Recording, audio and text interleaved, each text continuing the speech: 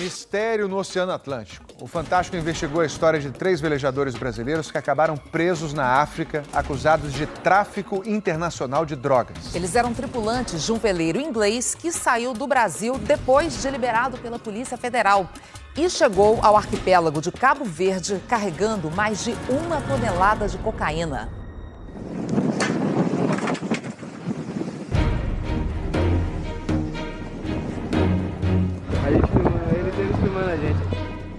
Atravessar o Oceano Atlântico e ganhar experiência para comandar grandes embarcações.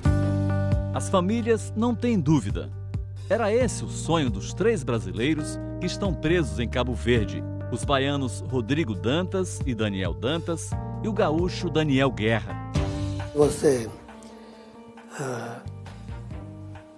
vê que um sonho do teu filho está se tornando um pesadelo, menino. Para ele, para os pais, para as pessoas da volta.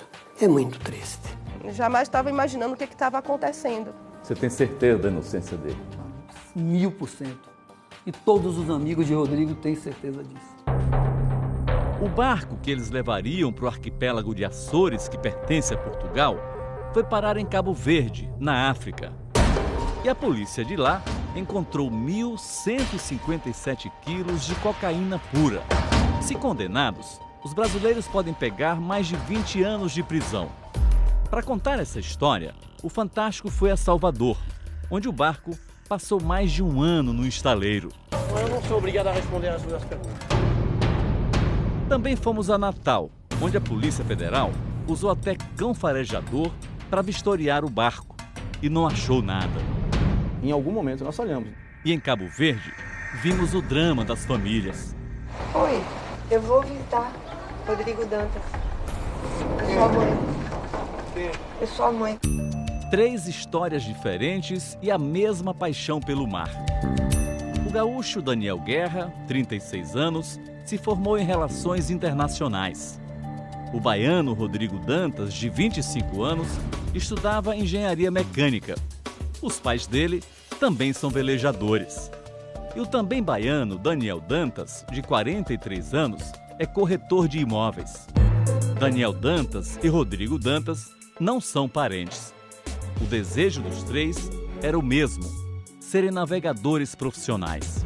Mãe, eu quero passar o Oceano Atlântico, né? Navegando, e quero adquirir as minhas milhas para contar no meu currículo.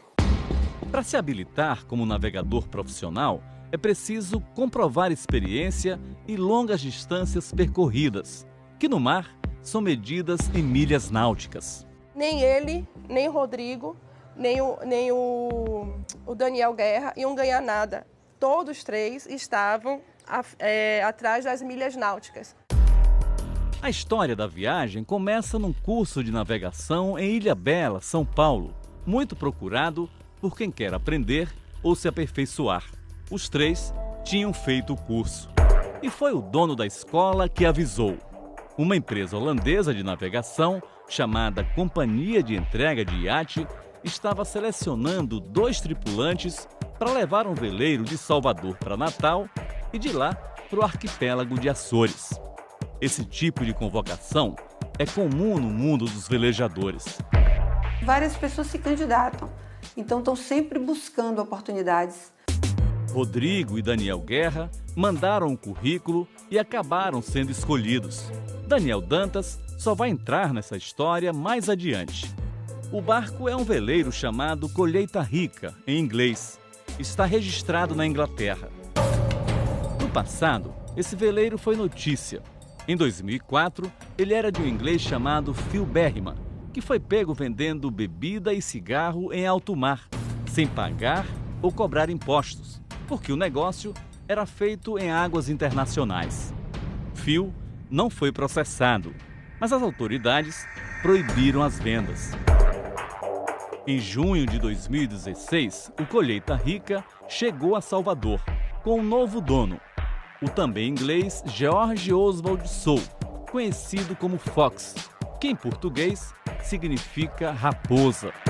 O barco entrou na mira da Polícia Federal. Havia informes de que o mesmo poderia ser utilizado para o tráfico de entorpecentes. O veleiro passou um ano sendo reformado nesse estaleiro em Salvador. Ele funciona num desses galpões de uma marina particular.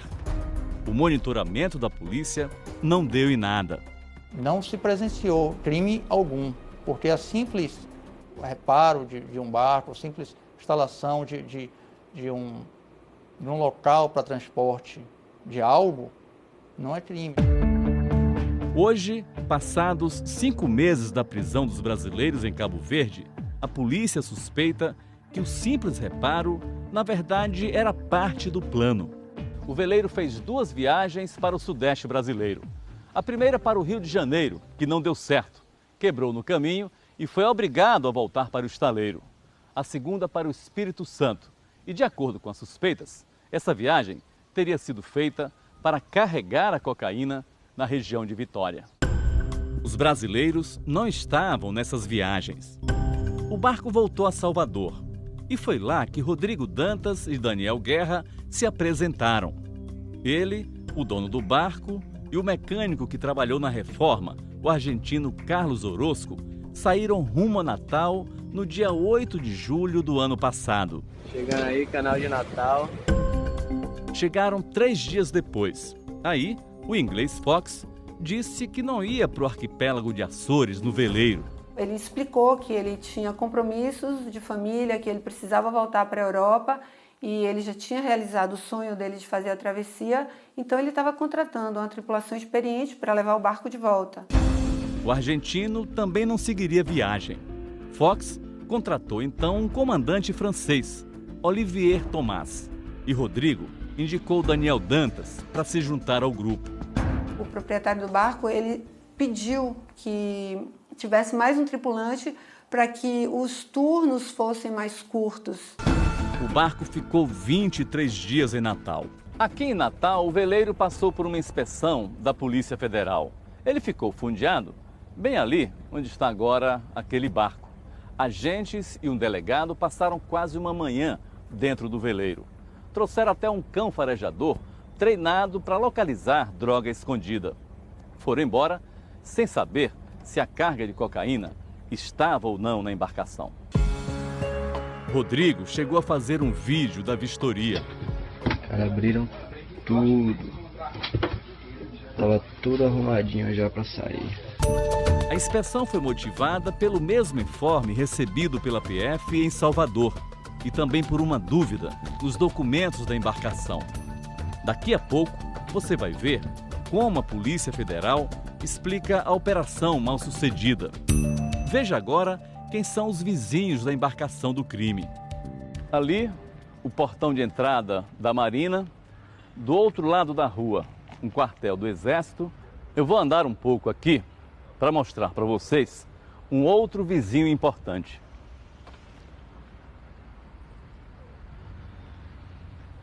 Está ali, ó. É o prédio do Comando Regional da Marinha.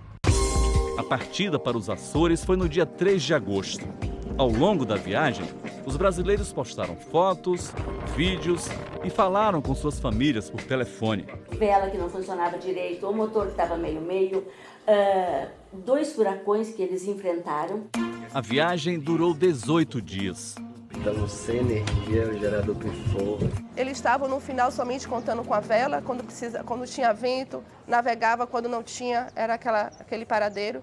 Não conseguiram chegar a Açores, pararam em Mindelo. E foi em Mindelo, na ilha de São Vicente, em Cabo Verde, que o pesadelo dos brasileiros começou. No dia 23 de agosto, a Polícia Judiciária inspecionou o barco e encontrou a cocaína. Esses pacotes contêm 1.157 quilos de cocaína apreendidos pela Polícia Judiciária no iate na Baía do Porto Grande, numa operação que durou mais de 24 horas. O chefe da investigação conta ao correspondente Leonardo Monteiro como a droga estava escondida. Fizeram uma montagem de um tanque por baixo da estrutura da embarcação. Por cima desse tanque havia um tanque de água e por baixo desse tanque é que havia a droga escondida no esconderijo, muito bem feito. O principal esconderijo ficava na área das camas, os outros na parte da frente e na de trás do veleiro. A tampa do compartimento tinha sido cimentada. Na hora da operação, Olivier Tomás e Daniel Guerra estavam no barco e foram presos em flagrante. Daniel Dantas e Rodrigo foram presos nesta pensão. Segundo a polícia, no quarto deles havia 22 gramas de haxixe e 7 gramas de maconha. Os dois foram soltos e chegaram a passar 4 meses em liberdade condicional.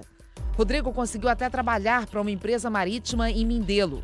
Tinha uma relação muito boa, tão boa que ele foi um dos convidados, como todos os integrantes da empresa, a fazer parte na jantar de Natal. Depois de 4 meses, os dois voltaram a ser presos. O advogado de 2 dos brasileiros e do capitão francês diz que um dos argumentos da defesa é justamente a vistoria feita em Natal pela Polícia Federal. Eles vieram na total convicção que não haveria qualquer ilegalidade a bordo, portanto fizeram uma viagem que era uma viagem de sonho deles, atravessar o Atlântico. Vamos provar no processo que eles estão inocentes. Vou falar uma coisa para você. Eu criei um homem de caráter. Meu filho teve berço, seja aqui ou lá no fim do mundo. A mãe de Rodrigo está morando no apartamento que ele tinha alugado antes de ser preso. Ela conta que a segurança no presídio é rigorosa. A gente leva a maçã, mas ela tem que pegar uma faca e tem que furar tudo. As visitas acontecem 2 vezes por semana. Ele está bem, está forte, convicto da inocência dele e ansioso para sair daqui, né? O julgamento ainda não foi marcado, mas muita coisa ainda precisa ser explicada. Aqui no Brasil, tentamos falar com Felipe Pouvreau, responsável pelo estaleiro que fez a reforma em Salvador. Então eu não sou obrigado a responder as suas perguntas. Por telefone, tentamos contato com o argentino Carlos Orozco, mecânico que também trabalhou na reforma. Eu estou ocupado agora, viu? Sei, mas que horas eu posso ligar para você? Alô, Carlos? Que horas eu posso ligar para você? George Sou, o dono do barco, não está mais no Brasil. E a Polícia Federal em Natal? Como explica a vistoria que não encontrou nada? Não houve, infelizmente, da nossa parte, talvez uma atenção em determinado local. Por que o senhor acha, então, que a polícia de Cabo Verde encontrou essa droga lá? Pode ser que eles tivessem um pouco de informação a mais que a gente. Ou eles foram melhores que a gente na busca. O delegado assume a responsabilidade pela inspeção fracassada. Em algum momento nós falhamos, nós erramos em algum ponto. Para ele, o barco já chegou a Natal carregado. Hoje, nós temos a convicção que ela realmente estava lá. Ela não foi colocada aqui em Natal e pelas características que depois a gente viu as fotos onde ela foi apreendida, é pouquíssimo provável que ela tenha sido colocada em alto mar. A Polícia Federal abriu investigação que corre sob sigilo. Eles vieram de corpo, alma, sentimento puro, todos eles, para navegarem, para surfarem, para levarem esse barco, mas eles não sabiam o que tinha ali dentro. Eles não sabiam. Eu nunca imaginei que para você provar que uma pessoa é inocente, você precisasse de tanto dinheiro para contratar advogado lá, contratar advogado aqui, e alojamento, despesa com alimentação, é muita coisa. Isso está me desgastando, isso está me deixando muito...